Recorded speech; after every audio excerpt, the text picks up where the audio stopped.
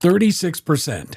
That's how much of Florida's property tax revenue actually comes from homeowners this bill claims to help. The other 64%, almost two-thirds, comes from people who get zero relief from the plan that hit the Florida Senate on May 28th. Today, we're pulling apart Florida's $55 billion property tax plan for an angle nobody else is covering. Because the real headline isn't Florida eliminates property taxes. The real headline is who Florida is going to bill instead.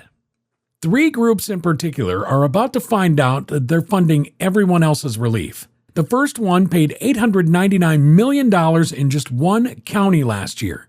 The second one owns over 117,000 Florida homes and is about to watch carrying costs spike at the worst possible time. And the third group doesn't even own property, but is going to feel it inside 18 months. Stick with me. By the end of this video, you'll know exactly which side of this redistribution you're on. The bill is real, it's filed, and it's already on the Senate floor. The official designation is Senate Joint Resolution 2F. It landed in Tallahassee on May 28th, one day after the governor unveiled the proposal in Tampa. Here's what's actually in it. Starting January 1st, 2027, Florida's homestead exemption jumps to $150,000. 1 year later, January 1st, 2028, it jumps again to $250,000, and it gets indexed to inflation from there. And then the language opens the door to full elimination of property tax on every homesteaded primary residence in the state, including the school levy portion. That last detail matters more than most people realize. School levies alone generated $21.5 billion in 2024, according to the Florida Department of Revenue. This bill goes after all of it. There's a second piece almost nobody's talking about. The non-homestead assessment cap drops from 10% to 5%. On the surface, that sounds like a small business protection, but the bill applies it to any non-homestead property, including data centers, luxury estates, snowbird condos, and short-term rentals. The same protection that shields a corner laundromat also shields a $170 million Miami waterfront compound.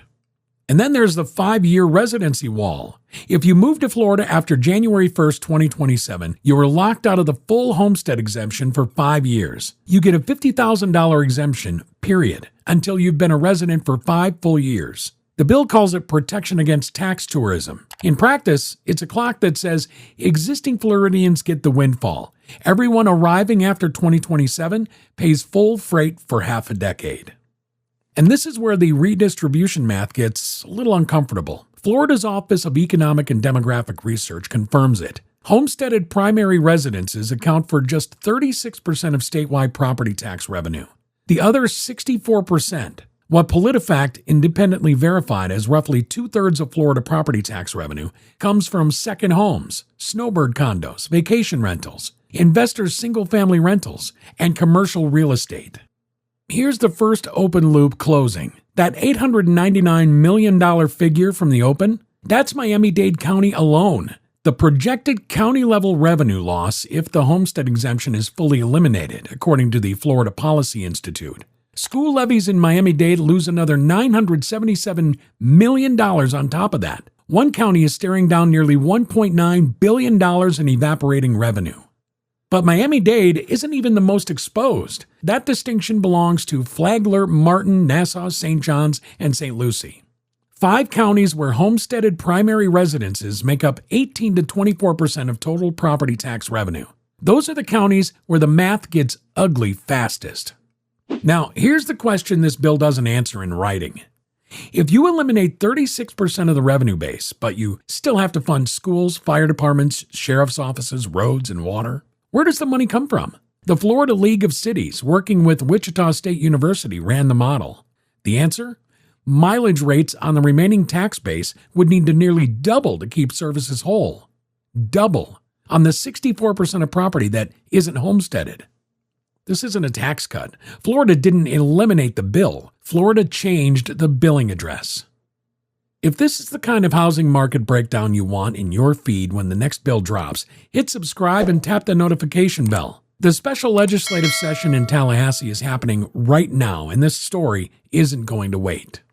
There's a number the governor's office has been using everywhere. 60% of Florida homeowners exempt at $250,000, 92% exempt at $500,000. Florida's own state agency tells a different story. The Office of Economic and Demographic Research, Florida's nonpartisan legislative number cruncher, found that only 27.9% of homestead parcels have a just value at or below $250,000. About 75.8% are at or below $500,000. Existing exemptions and the Save Our Homes cap pull the actual zero bill share higher than that raw value distribution suggests, but the gap between the political claim and the state data is wide enough to matter.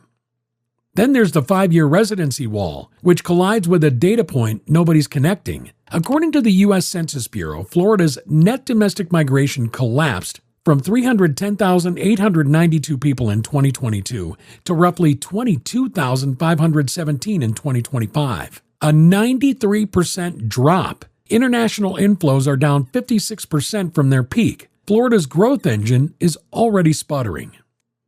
So this bill says every Floridian who arrived in the last 5 years is locked out of the full benefit. Every Floridian who arrives in the next 5 years pays full freight while their next-door neighbor, same house, same street, same school district, pays nothing. And the people on the fence about moving to Florida just got a 5-year reason to wait. A soft, oversupplied market that desperately needs marginal buyers is about to put a wall in front of them. And the irony is that the same proposal designed to keep Floridians in their homes could also keep future Floridians from ever moving in. Now the second open loop, 117,000 Florida homes. That's the count of corporate and institutional-owned single-family rentals across the state, according to data published in the Tampa Bay Times. The concentration is what matters. The U.S. Government Accountability Office, in its May 2024 report on institutional single-family rental investment, found that institutional investors own roughly 21% of single-family rentals in Jacksonville and 15% in Tampa. 1 in 5 rental homes in Jacksonville, 1 in 7 in Tampa. Owned by Wall Street-tied entities. Private equity owns more than 25% of the apartment units in the Tampa-St. Petersburg metro. And every single one of those properties is non-homestead. The carrying cost math is brutal. Lennar, headquartered in Miami, the largest home builder in Florida, reported in its first quarter fiscal 2026 earnings on March 12th that average sales prices dropped 8% year over year to $374,000, with incentives running around 14% of the sales price. The National Association of Home Builders reported that roughly 40% of Florida builders cut prices in December 2025, with 2/3 offering mortgage rate buydowns averaging 5.27%. Florida prices are already softening. Mortgage rates are still above 6%. Rents are down 3% year over year statewide. And say it with me, but wait, it gets worse. Now, layer on a property tax bill that nearly doubles on every one of those investor-owned rentals. Run the math. An institutional rental property in Tampa carrying a $400,000 just value pays around $6,000 in property tax today at a typical non-homestead blended rate. If mileage rates need to nearly double, which is exactly what the Florida League of Cities and Wichita State University model points to, that bill climbs past $11,000. Over $5,000 in additional annual carrying cost per home, multiplied by 117,000 homes statewide. The institutional rental thesis in Florida just got rewritten in a single legislative session. And this is the controversial take this video has been building toward. Florida's plan isn't a property tax elimination. It's a tax cut for residents financed by a tax hike on non-residents, businesses, and renters. Florida's governor himself made the funding source explicit on May 27th, quoting directly, "Tax someone rich, that should be your tax base." The redistribution isn't a side effect of this bill, it's the design. Hit the comments and tell us where you land. Are non-residents and investors the right people to fund Florida's property tax relief? Or is this just kicking the bill to the people who can't vote against it? We read every comment on this channel, and this is the question that's going to define the November ballot. And while you're down there, hit the like button. And here's the third open loop closing. The one nobody in Tallahassee wants to say out loud. Florida renters get zero direct benefit from this bill. None. The Florida Policy Institute spelled it out, quoting directly, "Florida renters would not benefit from the policy, but renters absorb the cost anyway through pass-through." Here's why it doesn't hit immediately. Florida's rental market is currently soft. House Canary data shows statewide rents down 3% year over year through the first quarter of 2026. Orlando is down 4.3%. More than 20,000 new multifamily units are coming online per year. Vacancy is running near 10%. Landlords don't have pass-through power right now. The supply is too heavy.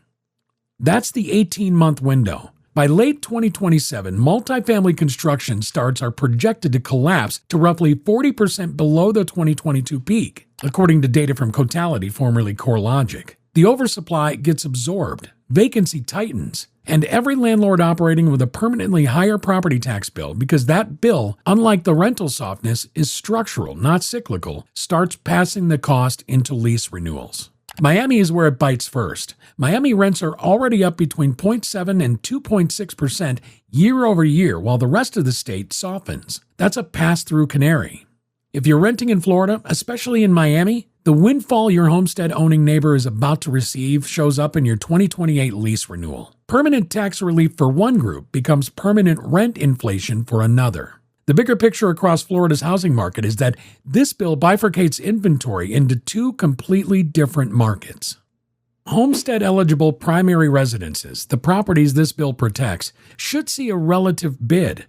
Cotality data shows lower carrying costs typically capitalize into higher purchase prices over time. California's Proposition 13, passed in 1978, is the textbook case.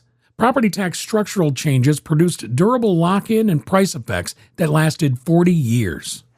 Non-homestead inventory, second homes, condos, investor rentals, goes the other direction. Higher carrying costs compress net yields, pressure cap rates, and thin the buyer pool. Combine that with Florida's existing insurance crisis, premiums averaging over $7,000 a year for a $300,000 coverage policy, and the post-Surfside condo reserve requirements that took effect on January 1st of this year, and one segment of Florida real estate is being squeezed from three directions at once.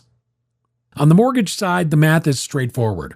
Property tax is the T in PITI. Lenders target a 28% front-end debt-to-income ratio. Eliminate $4,000 in annual property tax on a homesteaded primary residence, and a buyer frees up roughly $333 a month, which at current mortgage rates around 6.5% translates to about $52,000 in additional borrowing power. That's a real affordability lever for primary resident buyers. It does nothing for DSCR loans on investor properties.